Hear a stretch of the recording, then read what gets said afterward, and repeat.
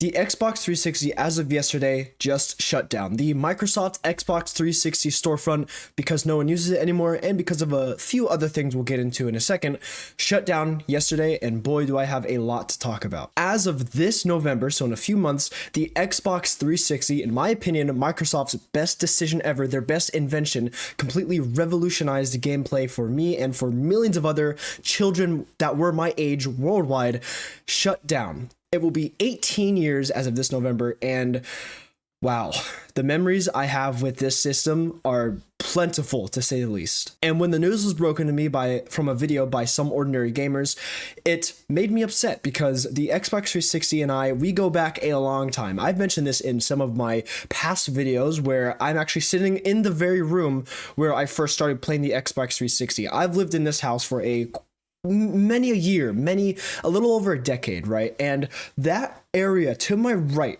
here on this very not this very TV, but on this system area, I remember sitting way too close to the TV, booting up my Xbox 360, playing Destiny and Halo 4.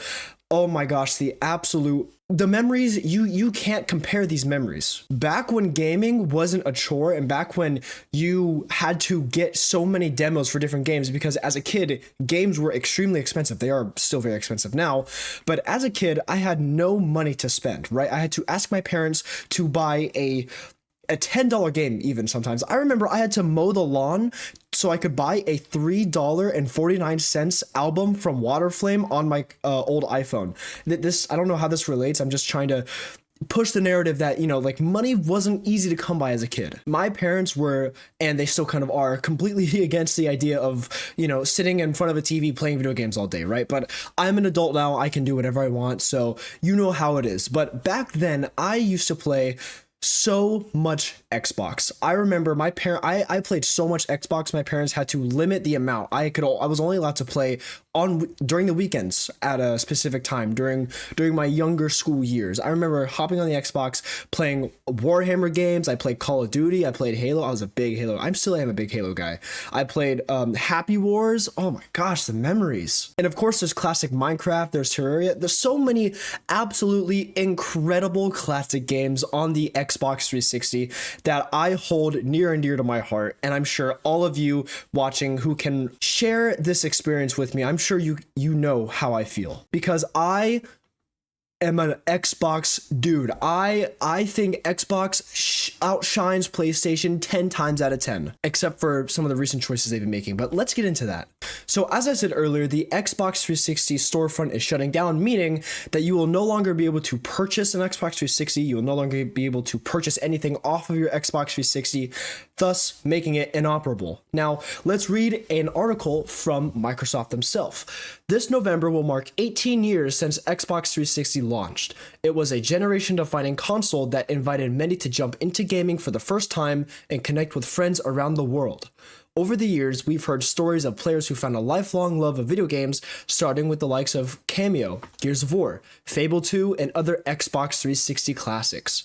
We're thrilled so many fans keep playing their favorite Xbox 360 games on Xbox 360 or on newer consoles via backward compatibility. As we head toward 2024, we have a change to share about the Xbox 360 experience. On July 29, 2024, Xbox will stop supporting the ability to purchase new games, DLC, and other entertainment content from the Xbox 360 store on the console and the Xbox 360 marketplace.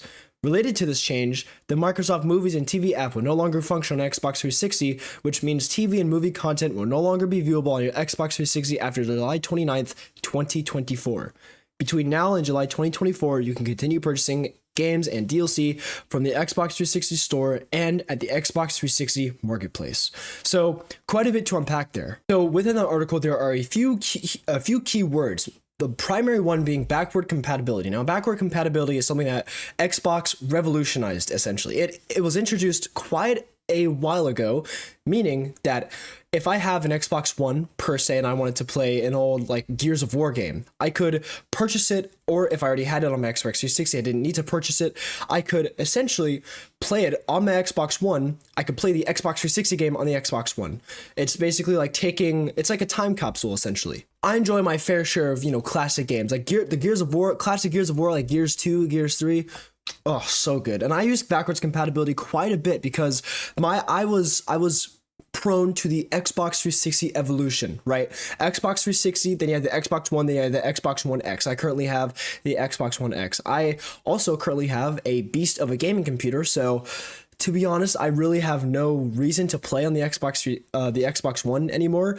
But back when I didn't have this computer and back when I only had the Xbox One, I used backward compatibility so many times and it was amazing. This article that I just read off of was published in August 17th of 2023. So around a year ago, exactly like almost exactly a year ago, and now we see that in full effect. Today is July 30th, so yesterday the Xbox 360 has officially died.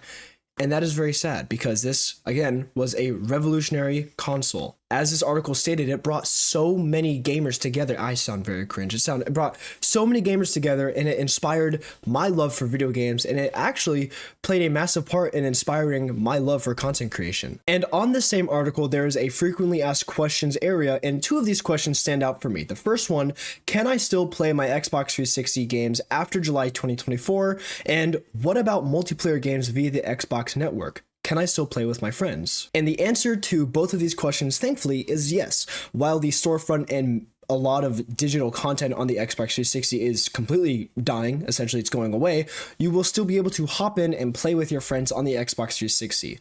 However, this is a little bit contradictory because the main reason that Microsoft decided to basically outshine the Xbox 360 and just kill it basically is that no one uses it anymore, and also it is a dying platform. With the constant evolution of games and graphic fidelity, and basically all thanks to Unreal Engine 5 and games like Cyberpunk, the Xbox 360 is becoming unviable. Same thing with the PlayStation 4. These consoles, the hardware is just too old to support any of the newer games coming out right now, especially games like Grand Theft Auto 6 that we'll see in a couple years' time. Companies are forced to basically get rid of their older stuff to keep up with the constant evolution of graphic fidelity and hardware and software mixtures that allow for enhanced viewing experiences when you're playing video games. And the Xbox 360 and the PlayStation 4 and other similar consoles, they just can't keep up with this stuff, which honestly makes me very sad because the Xbox 360 was absolutely incredible. Everything from the UI to the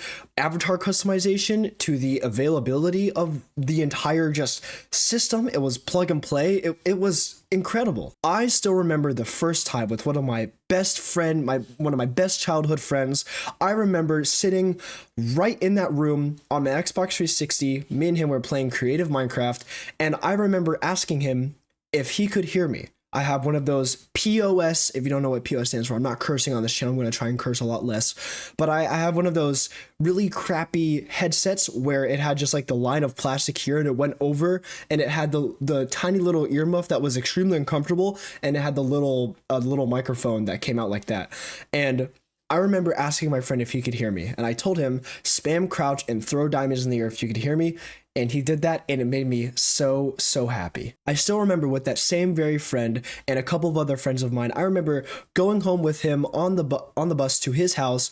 I remember having a sleepover with a couple of buddies of mine, staying up all night playing Halo Reach, and we would have the best time in the world. And I would also remember having a bunch of friends over at my house or going over to a friend's house with a lot of other friends there, and we would be able to just sit there and watch someone play video games for hours. It would be the same person playing video games for hours, and we'd watch them and we would have no issue with it. And I also remember the days where people would camp outside of GameStop, camp outside of areas where you could purchase the physical version of games like Halo 3. Halo 3 was absolutely massive, and people were waiting for the midnight release of it outside of stores to buy the physical disc so they could play it that much earlier. You don't see anything like that nowadays because everything is digital, which is another reason why the Xbox 360 is unfortunately getting removed from the face of the earth, essentially. There's no better way to put it.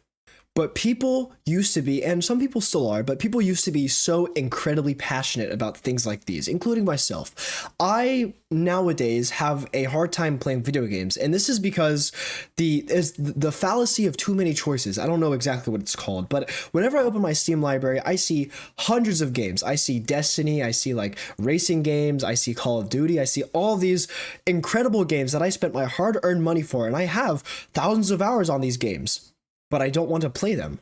I open my Steam library and I open other game libraries on this computer, and even on that Xbox, I get intimidated by the amount of games there, and instead I just end up scrolling TikTok on my phone or watching YouTube for a few hours, and then I get on with my day.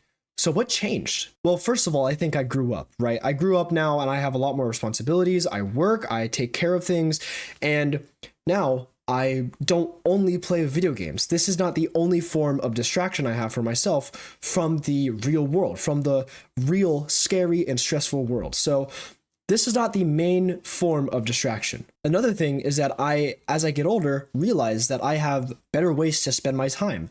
Some days I just won't even play video games at all, which is kind of depressing because I love video games. And back then, when I was a young wee lad about yay big, I had nothing else to do except wake up, go to school, come home, play video games. I didn't go to the gym. I couldn't drive. I wasn't old enough to work.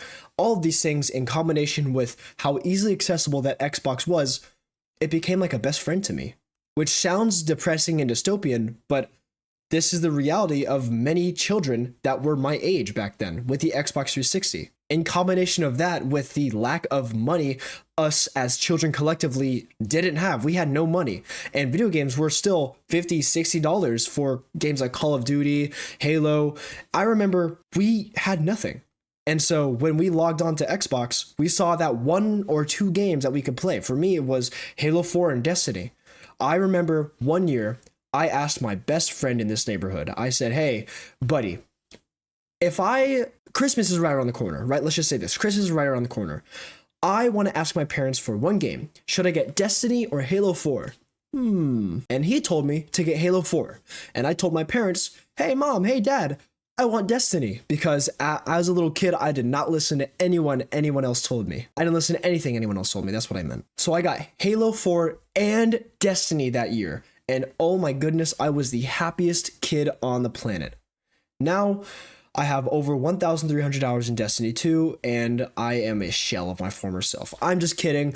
And I think another reason why all of these games seem so unappealing to us now is because the passion that game developers and game companies had back then is just non-existent, because now everything is focused around AI, money, and appeasing every single audience possible. People and game developers and game companies are so afraid to take risks. People are so afraid to invent something new and to try and spark a new interest in a new audience. And back then, this kind of passion was very prevalent, especially in Call of Duty and games like Halo Infinite now, Call of Duty Modern Warfare 3 now.